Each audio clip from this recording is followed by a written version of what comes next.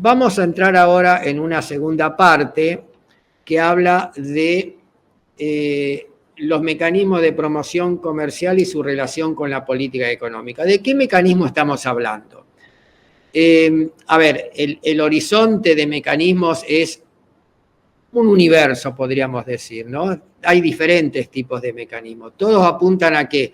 A lograr un crecimiento a partir de la promoción en lo que hace a un crecimiento en el comercio, en los mercados. Ahora, ¿cómo podemos construir esos crecimientos? Bueno, aparecen un montón de diferentes mecanismos, diferentes herramientas, diferentes incentivos que nos van a ir orientando en un proceso que hay que saber seleccionarlo, ese proceso, ¿no? No se puede pretender tener todo, tampoco existe. Cada gobierno tiene su propia política, no es una política generalizada, los instrumentos que puede aplicar va a depender de sus recursos. Hay obviamente limitaciones, no es una práctica generalizada, sino que va orientada a promocionar o a apoyar a aquellos sectores que tengan, en principio, y de acuerdo a los objetivos de la política, ese incentivo para ganar otros mercados. La figura tradicional, por así decir, son los reintegros, ¿no? Este instrumento que hace a darle una devolución al exportador de alguna faceta previa del proceso de exportación, que obviamente está involucrado con el aspecto de la promoción, de la producción del bien, o también en un extremo de lo que hace a la importación de algunos insumos que puedan formar parte de ese proceso. O sea, los reintegros es reintegrar en frontera, cuando se exporta un producto, un porcentaje de los costos asociados a ese proceso. Costos asociados que tienen diferentes formas, pueden ser en las etapas de importación de insumos, de producción del bien o de comercialización de ese bien para llegar a la frontera, de exportación. En ese contexto, el reintegro se puede aplicar como una disminución de los impuestos que estén ya sean en el arancel de importación del insumo o bien en los impuestos a la producción o a la comercialización que tengan los bienes. De ahí entonces que juegan diferentes actores, pueden hacer impuestos generalmente que son nacionales, pero todos involucrados con el proceso de producción. No estamos hablando, por ejemplo, del impuesto a las ganancias, que no hace al proceso de producción, sino al resultado del proceso de producción. Es la forma más tradicional, la forma que está más afiatada, son aplicados sectorialmente, por producto y dependiendo obviamente de los objetivos que tenga la política comercial, si quiere promocionar o no algún producto de una manera de restarle, como se dice, impuestos a la exportación del bien. Es una figura tradicional internacionalmente aplicada. Cuando hay procesos productivos muy cargados de impuestos, entonces si los gobiernos deciden que un producto que tiene una potencialidad para insertarse en los mercados puede aplicar ese tipo de reintegro disminuyendo los porcentajes parciales o totales de algunos de estos impuestos locales, ¿no? Por ejemplo, el impuesto al valor agregado podría ser uno. Estamos hablando de impuestos nacionales. Disminuir el arancel, etc. Otras de las figuras como incentivos locales a las exportaciones es involucrar a el financiamiento del comercio exterior. ¿Qué quiere decir financiar? Bueno, hacer menos gravoso el proceso de exportación a partir de obtener un préstamo para poder financiar el proceso, ya sea de producción del bien que se va a exportar o bien el proceso de financiamiento en el extranjero de los bienes que se están colocando, cuando es un financiamiento a largo plazo, porque el comprador va a tener, o puede tener, mejor dicho, algún tipo de limitación en la forma de pago, o sea, hacerlo a plazos, ¿no? A ver, ese financiamiento del comercio tiene diferentes facetas, vamos a ver algunas luego. El papel de la aduana también es un motor importante, pero la aduana es un intermediario, por así decir, en todo este proceso, ¿no? En el movimiento de bienes, movimiento que hace a la facilitación del ingreso y el egreso de los bienes como forma de que no se frenen los procesos. Y por último, los regímenes aduaneros especiales, como vamos a ver también, que tienen desde ya una participación particular.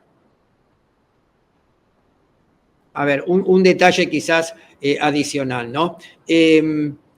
Cuando hablamos de, por ejemplo, de los reintegros, estamos hablando de diferentes características. Hay algunos que se reintegran al proceso final y hay otros que se reintegran previamente. Reintegrar previamente es, por ejemplo, el régimen de drawback. El régimen de drawback que es distinto al de admisión temporaria. Cuando hablamos de admisión temporaria quiere decir que un bien ingresa, no paga los aranceles, un bien importado, ¿no? Ingresa, no paga los aranceles, entra en un proceso de producción y ese bien transformado después se exporta. Bueno, ¿qué es lo que ha pasado ahí? Dentro de ese proceso no tuvo que pagar los aranceles al ingresar y pudo exportar. Ahí es donde se cierra el proceso. Distinto es un reintegro tradicional, el drawback, donde primero tiene que pagar los aranceles y después se le reintegran los aranceles. Es un matiz, es todo un proceso, pero hace justamente a las diferencias que hay dependiendo del tipo de producto en particular.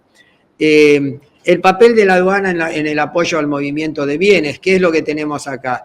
La facilitación en los procesos donde, por ejemplo, ventas en consignación, donde todavía el producto o la operación no se ha plasmado en su totalidad, entonces se puede sacar del territorio nacional toda la oferta, ir colocándola en el extranjero y en un plazo definido, dependiendo del tipo de bienes, reingresar si fuera el caso de que alguna de esas operaciones no se hayan completado y consecuentemente poder ingresar sin pagar los gastos o los aranceles, mejor dicho, que pudiera llegar a tener ese bien en particular.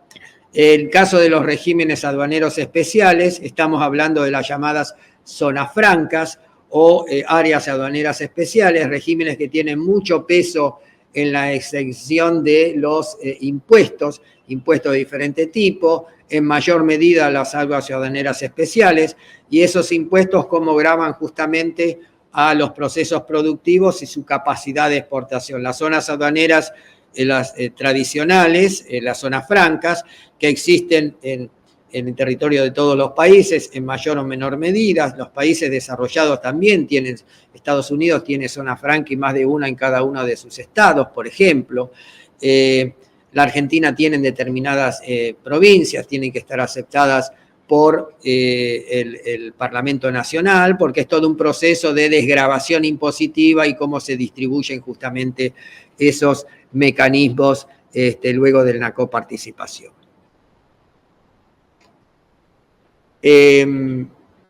Ahora bien, tenemos incentivos locales y también tenemos lo que llamamos incentivos fronterizos. Hasta ahora vimos los incentivos locales, ¿no? Todo lo que depende de la propia política comercial de un país.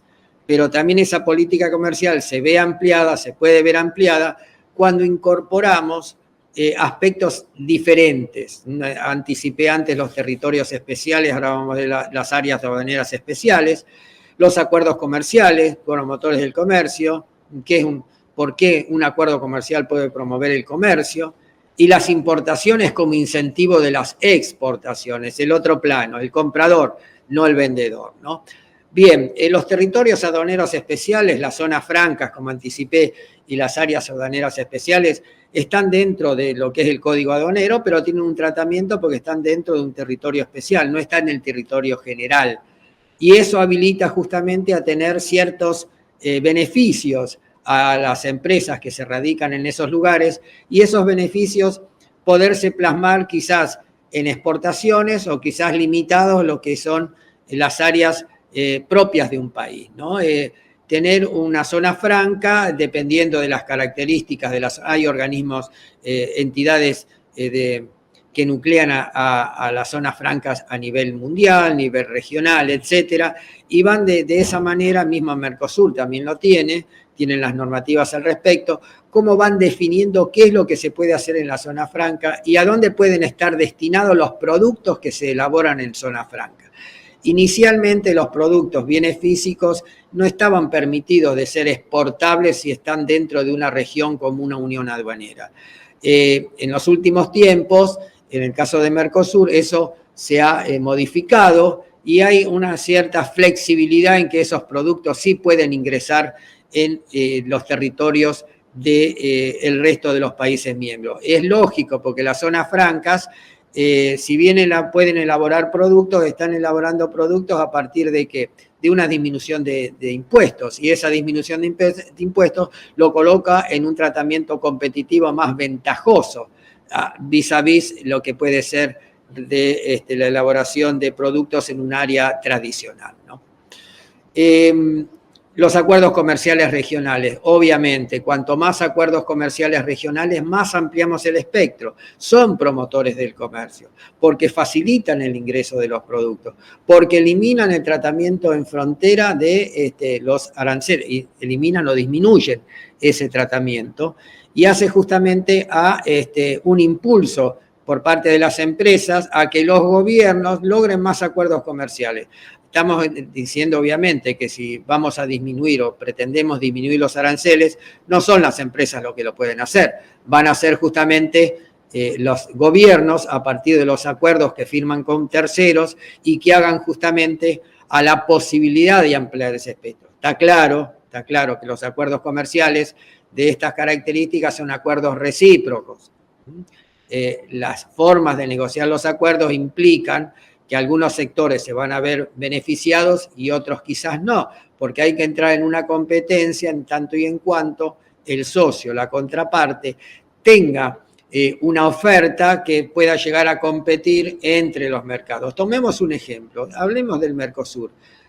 Tenemos una zona de libre comercio al interior, circulan libremente los productos, pero las características, los productos originarios, ¿no? Pero las características de la oferta que tienen nuestros países del Mercosur son muy homogéneas en su gran mayoría. Vendemos productos primarios, pero entre nosotros no nos vamos a demandar porque somos todos excedentarios.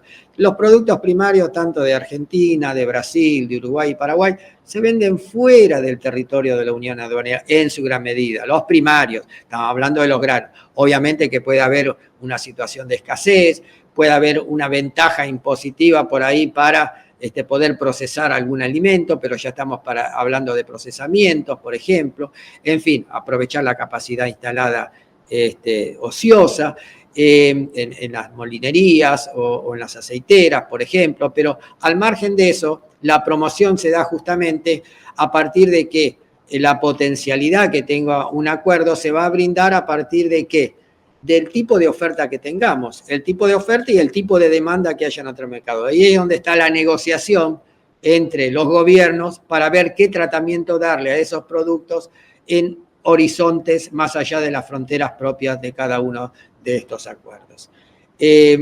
También las importaciones, como habíamos anticipado, pueden jugar como incentivo a las exportaciones, ¿no? O sea, es el país comprador el que incentiva al país vendedor a que incremente las exportaciones. Ahí tenemos una suerte de acuerdos también plasmados en la Organización Mundial de Comercio y que ya nos hemos referido, que son los mecanismos del Sistema General de Preferencias, el SGP como se lo conoce, donde los países como Japón, Canadá, Estados Unidos, la Unión Europea, por mencionar los más importantes, Australia, Nueva Zelanda, entre otros, tienen estas ofertas de regímenes de sistema general de preferencia, donde las contrapartes no están obligadas a dar una reciprocidad en el producto que exporten. ¿Por qué? Porque los beneficios los pone el país importador a un determinado producto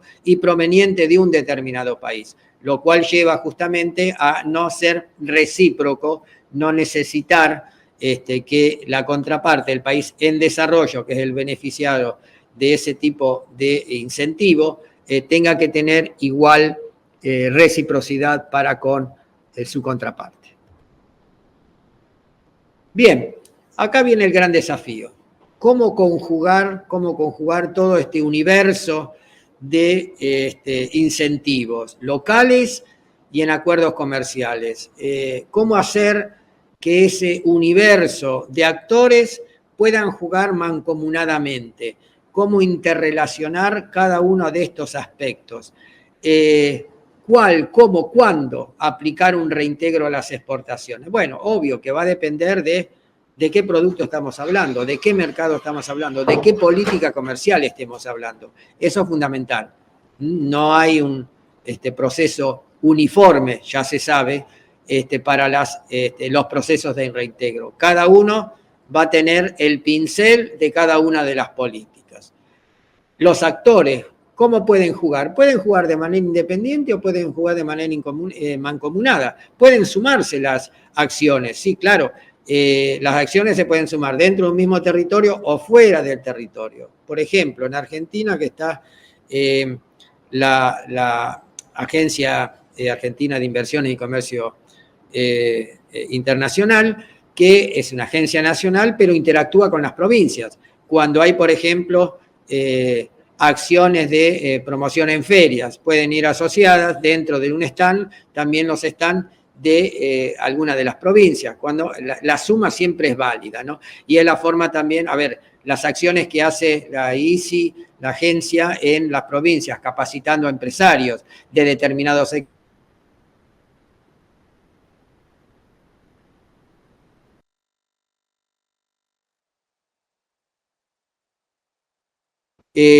Los mercados de destinos también obviamente que juegan en este proceso de selección de los incentivos. No es lo mismo exportar a un mercado abierto que un mercado cerrado. ¿Dónde vamos a apuntar nuestro horizonte? Obviamente aquel que me ofrece más posibilidades, aquel que me está diciendo acá hay un mercado que necesita de tus exportaciones.